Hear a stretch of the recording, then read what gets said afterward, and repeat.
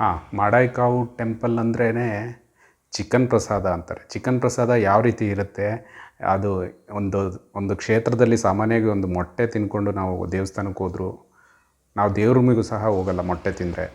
ಹಾಗಿದ್ದಾಗ ಚಿಕನ್ನೇ ದೇವಸ್ಥಾನದಲ್ಲಿ ಪ್ರಸಾದವಾಗಿ ಕೊಡ್ತಾರೆ ಅಂದರೆ ಅದೆಷ್ಟು ವಿಚಿತ್ರ ಅಲ್ವಾ ಅನ್ನೋ ಒಂದು ಭಾವನೆ ಇತ್ತು. ಹಾಗಾಗಿ ಈ ದೇವಸ್ಥಾನಕ್ಕೆ ಬಂದರೆ ನೀವು ಕೇರಳಕ್ಕೆ ಬಂದಿದ್ದೀವಿ ಅನ್ಸೋದೇ ಇಲ್ಲ. ದೇವಸ್ಥಾನದೊಳಗೆ ಬಂದರೆ ಎಲ್ಲ ಕನ್ನಡ ಬೋರ್ಡ್ಗಳು, ಕನ್ನಡಿಗರೇ ಜಾಸ್ತಿ. ಇದು ಹೇಗೆ ನಮ್ಮ ಕೊಲ್ಲೂರಿಗೆ ಕೇರಳದವ್ರು ಜಾಸ್ತಿ, ಅದೇ ಥರ ಇಲ್ಲಿ ಕನ್ನಡಿಗರೇ ಜಾಸ್ತಿ.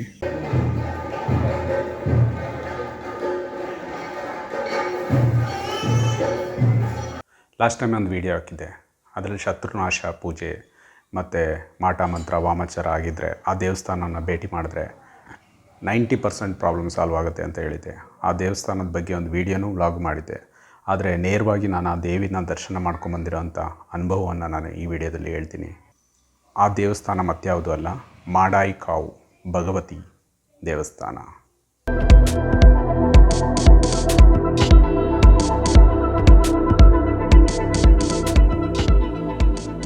ಅಲ್ಲಿ ತಾಯಿ ಉಗ್ರ ರೂಪವಾಗಿ ನೆಲೆಸಿದ್ದಾಳೆ.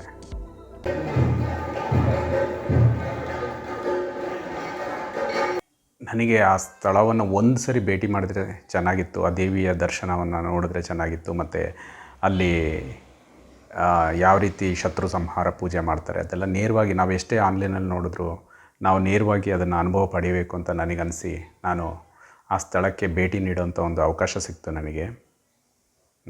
ನನಗೆ ಕೇರಳಕ್ಕೆ ಕೊಚ್ಚಿಗೆ ಹೋಗುವಂಥ ಒಂದು ಅವಕಾಶ ಸಿಕ್ತು.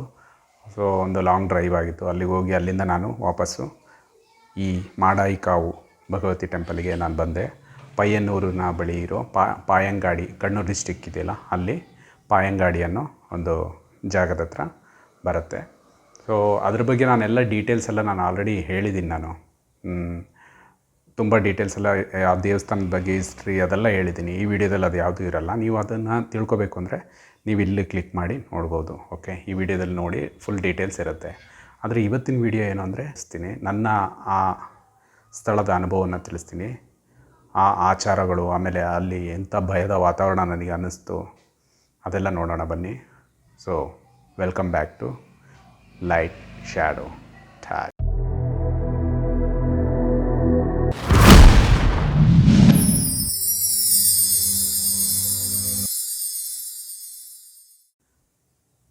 ಅಲ್ಲಿ ದೇವಸ್ಥಾನಕ್ಕೆ ಹೋದಾಗ ಸಂಜೆ ಆಗಿತ್ತು. ನಾನು ಹೋದಾಗ ಸಂಜೆ ವಾತಾವರಣ ಎಲ್ಲ ಇತ್ತು. ಆಮೇಲೆ ಅಲ್ಲಿ ಎಲ್ಲ ಕಡೆ ಕನ್ನಡ ಬೋರ್ಡ್ ಇದೆ. ನೋಡಿದ್ರೆ ನಾವು ಕರ್ನಾಟಕದಲ್ಲೇ ಇದ್ದೀವೇನೋ ಅನ್ನೋ ಹಾಗೆ ಕನ್ನಡ ಬೋರ್ಡ್ ಇದೆ, ಕನ್ನಡ ಬೋರ್ಡು. ಆಮೇಲೆ ಅಲ್ಲಿನ ಜನಗಳೆಲ್ಲ ಆಲ್ಮೋಸ್ಟ್ ಸುಮಾರು ಜನ ಕನ್ನಡ ಮಾತಾಡ್ತಾರೆ, ಪೂಜಾರಿಗಳು, ಭಟ್ರು ಅವರೆಲ್ಲ. ಆದರೆ ರೂಮಿಂದು ಸ್ವಲ್ಪ ಪ್ರಾಬ್ಲಮ್ ಆಯಿತು. ದೇವಸ್ಥಾನದ ಸುತ್ತಮುತ್ತ ರೂಮಿಂದ ಏನೋ ವ್ಯವಸ್ಥೆ ಆಗಿಲ್ಲ ಅವತ್ತು ನನಗೆ.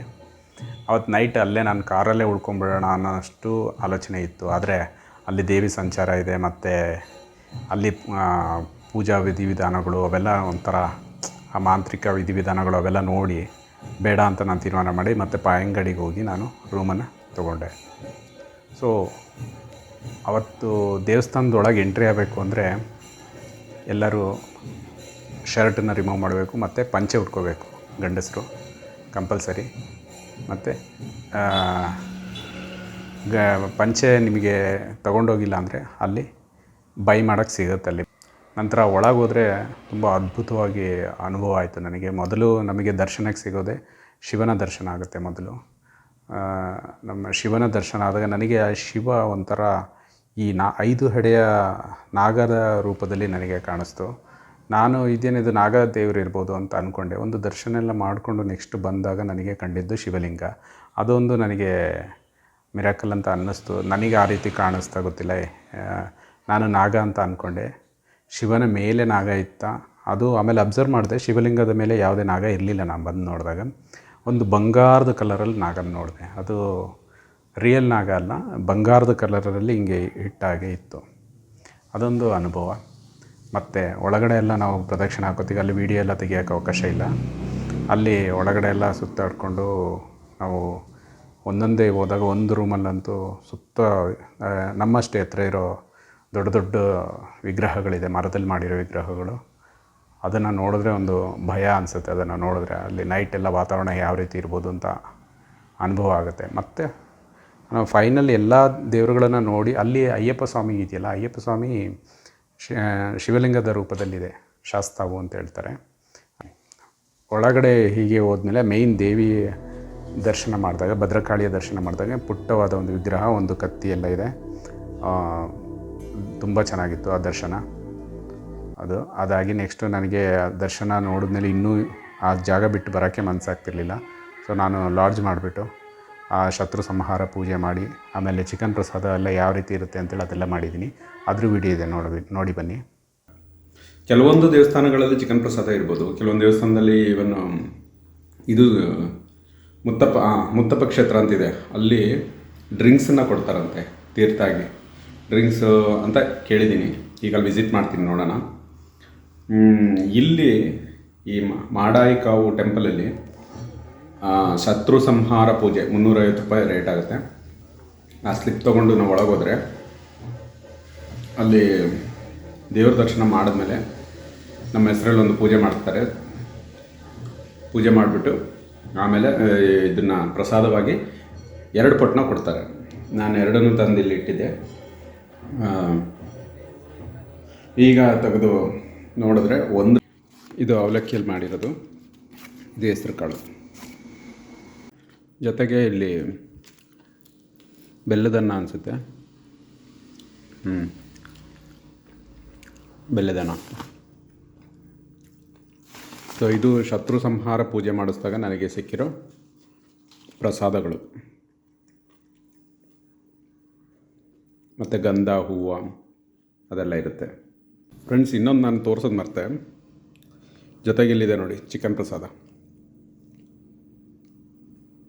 ದೇವಸ್ಥಾನದಲ್ಲಿ ಚಿಕನ್ ಪ್ರಸಾದವನ್ನು ಶತ್ರು ಸಂಹಾರಕ್ಕೆ ಎಲ್ಲದೂ ಒಟ್ಟಿಗೆ ಕೊಡ್ತಾರೆ, ಸಪ್ರೇಟಾಗಿ. ಇದರಲ್ಲಿ ಚಿಕನ್ ಇದೆ, ಮತ್ತು ಇನ್ನೊಂದರಲ್ಲಿ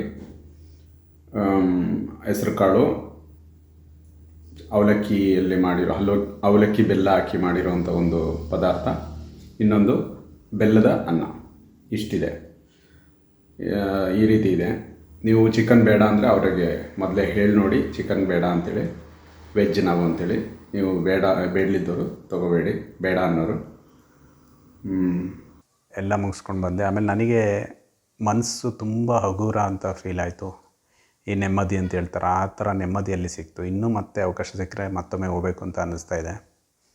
ಎನಿವೆ ಫ್ರೆಂಡ್ಸ್, ಈ ವಿಡಿಯೋ ನಿಮಗೆ ಹೇಗೆ ಅನ್ನಿಸ್ತು ಅಂತ ಹೇಳಿ. ಈ ವಿಡಿಯೋ ಬಗ್ಗೆ ನಿಮ್ಮ ಅಭಿಪ್ರಾಯವನ್ನು ತಿಳಿಸಿ. ನಿಮಗೆ ಇಷ್ಟ ಆದರೆ ಲೈಕ್ ಮಾಡಿ.